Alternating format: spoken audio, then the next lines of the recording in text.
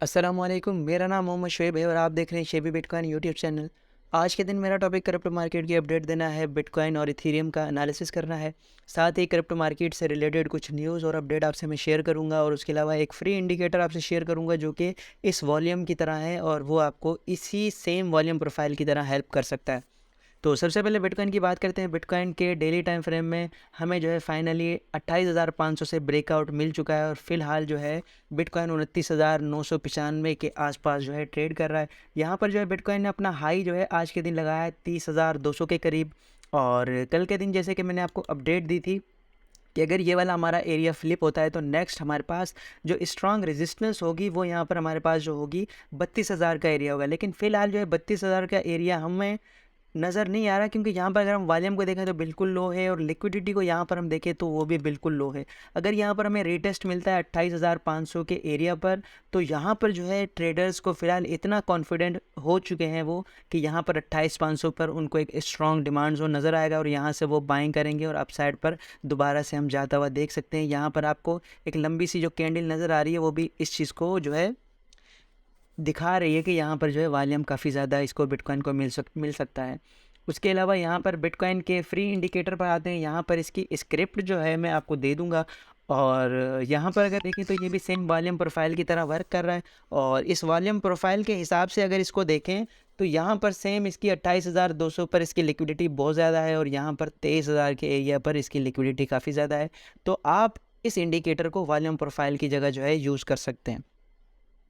और उसके अलावा यहाँ पर आरएसआई की बात करते हैं। आरएसआई मल्टी टाइम फ्रेम में हमारे पास 1 आवर से 4 आवर, 1 डे और 3 डे के चार्ट में हमें जो है यहाँ पर देखें बिल्कुल ही ओवरबॉट की कंडीशन में नज़र आ रहा है। और इस कंडीशन में आरएसआई बेस्ड ट्रेडर जो हैं वो शॉर्ट की पोजीशन लेते हैं। और यहाँ पर ऑलरेडी जो लोग ये कह रहे थे कि यहाँ पर जो है बिटकॉइन नीचे जाने वाला है 25,000 के एरिया पर, उन्होंने ओबियसली यहाँ पर शॉर्ट लिया होगा और इस वीक से ऊपर उन्होंने स्टॉप लॉस लगाया होगा और यहाँ पर डाउन साइड पर उन्होंने 25,000 तक के एरिया को टारगेट किया होगा। लेकिन यहाँ पर हुआ क्या है कि उन सबको जो है या तो लिक्विडेट कर दिया गया है या फिर उनके स्टॉप लॉसेज जो है वो हिट हो गए हैं। और अब जो है दोबारा से एक शॉर्ट की पोजीशन बनती हुई नज़र आ रही है हमें आरएसआई के अकॉर्डिंग। लेकिन ये भी फ़िलहाल रिस्की है क्योंकि फ़िलहाल जो है वोलेटाइल इवेंट्स आने वाले हैं यूएस के, जिनमें जो है सीपीआई डेटा है और साथ ही एफओएमसी की मीटिंग है और साथ में प्रोड्यूस प्राइस इंडेक्स का डेटा भी आने वाला है। तो इस तरह के डेटा की वजह से फ़िलहाल मैं आपको शॉर्ट रिकमेंड नहीं करूंगा। लेकिन अगर आप 32,000 के एरिया में बिटकॉइन को देखते हैं तो आप जो है इसमें रिस्क ले सकते हैं शॉर्ट का। अच्छा, यहाँ पर बिटकॉइन की डोमिनेंस की बात करेंगे। प्रीवियस डेज में भी बिटकॉइन डोमिनेंस की काफ़ी ज़्यादा हाइप रही और अल्ट्स कॉइन बिल्कुल भी पंप नहीं कर रहे थे और बिटकॉइन जो है काफ़ी ज़्यादा पंप कर रहा था। तो इस पर जो है काफ़ी ट्रेडर्स बहस कर रहे थे कि ऐसा क्यों हो रहा है। तो यहाँ पर जो है हमें अपने स्ट्रॉन्ग एरिया में नज़र आई थी बिटकॉइन डोमिनेंस, लेकिन वो जो है रिजेक्ट नहीं हुई बल्कि अभी भी अप साइड पर ट्रेड कर रही है। इसका जो है फिर मसला ये हुआ कि अल्ट्स कॉइन जो है हमें पंप करते नज़र नहीं आ रहे बिटकॉइन के साथ और इथेरियम भी जबकि पंप नहीं कर रहा। अब यहाँ पर हमने वीकली क्लोजिंग को देखना है। अगर वीकली क्लोजिंग इस तरह होती है विक फिशिंग की तरह, तो फिर जो है हम दोबारा से अर्थ सीज़न के लिए पुरुमीद हो सकते हैं। अगर अपसाइड पर क्लोजिंग हो जाती है वीकली की इस एरिया से तो फिर जो है हम बिटकॉइन को तो अपसाइड पर देखेंगे, लेकिन अल्ट्स कॉइन जो है हमारे मज़ीद ब्लीडिंग में रह सकते हैं। और यहाँ पर जो है इथेरियम की बात करते हैं। इथेरियम पर जो है फ़िलहाल कोई पंप नहीं आया बिटकॉइन के साथ। इथेरियम पर में प्रीवियस एरियाज़ को ही ट्रेड कर रहा है और यहाँ पर मैंने आपसे शॉर्ट लेने से आपको मना किया था कि आपने यहाँ पर शॉर्ट नहीं लेना। तो अगर आपने मेरी रिकमेंडेशन को अचीव किया होगा तो यहाँ पर आपने शॉर्ट नहीं लिया होगा क्योंकि दोबारा से इथेरियम ऊपर जा रहा है। मैंने आपको रिकमेंडेशन दी थी कि आप 2,000 के एरिया पर इथेरियम को शॉर्ट कर सकते हैं और 2100 पर आपका स्टॉप लॉस होना चाहिए।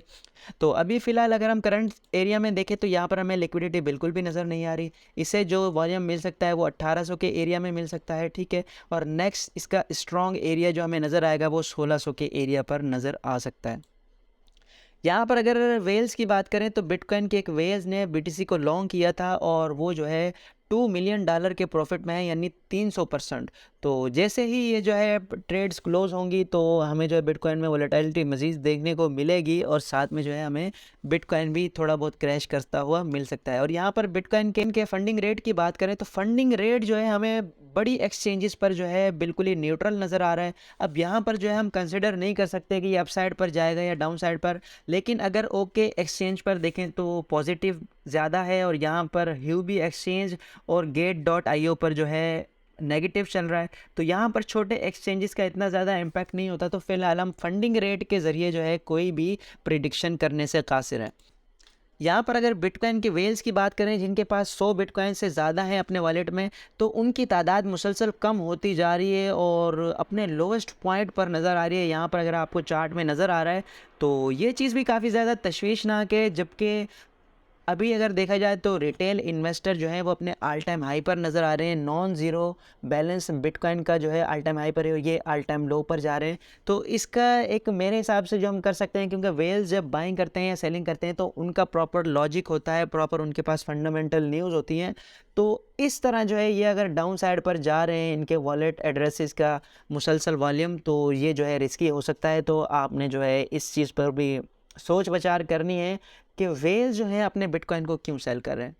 अच्छा, यहाँ पर एक ट्रेड ने शंघाई अपग्रेड को मुकम्मल जो है डिटेल एनालिसिस किया है उसका, तो उसके मुताबिक जो है हम इथेरियम में बहुत बड़ा क्रैश पहले ही देख चुके हैं। अब इथेरियम में कोई इतना बड़ा क्रैश नहीं आएगा कि जिससे जो है हमें पैनिक होना चाहिए। और साथ ही उसने कहा है कि रोज़ाना जो है 50,000 इथेरियम अनलॉक होंगे।